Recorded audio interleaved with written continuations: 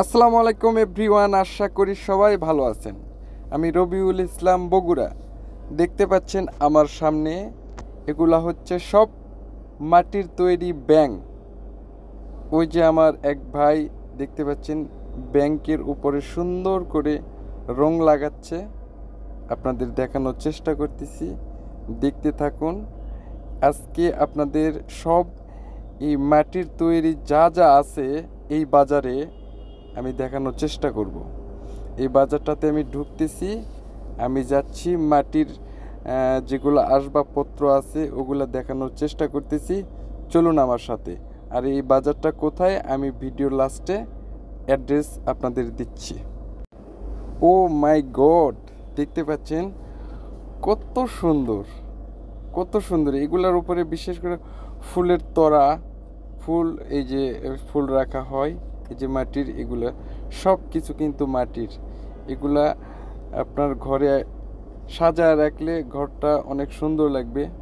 এই যে দেখতে পাচ্ছেন এখানে কিন্তু মাটির ওই যে প্লেট যেগুলো বলে, মাটির প্লেট, মাটির সব, এই যে আপনারা দেখতে পাচ্ছেন অনেক সুন্দর। আমি যতটুকু পারি আপনাদের দেখানোর চেষ্টা করতেছি, আপনারা দেখতে থাকুন। এই যে পাশে দেখুন, এ পাশে যে বেচা কিনা কম, কাস্টমার একটু কম, তারপরেও এই যে দেখেন কত সুন্দর। এগুলো সব মাটির প্লেট, মাটির বদনা, সবই কিন্তু মাটির।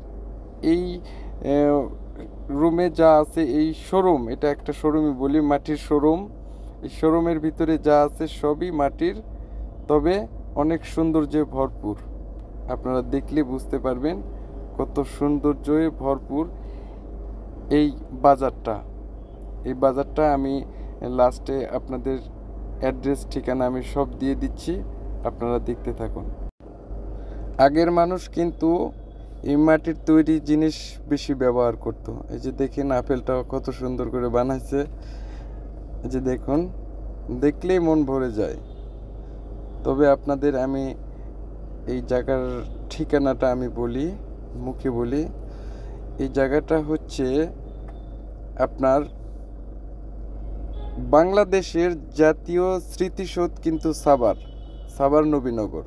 তো সাভার নবীনগর স্মৃতিসৌধের মেইন গেটের অপোজিটে, আপনারা মেইন গেট থেকে তাকালেই সরাসরি এই যে আমার সামনে যে সাইনবোর্ডটা আছে আপনারা দেখতে পাবেন। আর দেখার পরে আপনারা সরাসরি চলে আসবেন এখানে, দেখলেই আপনাদের অনেক ভালো লাগবে। প্রাইস একেবারে সীমিত, আপনারা চলে আসবেন।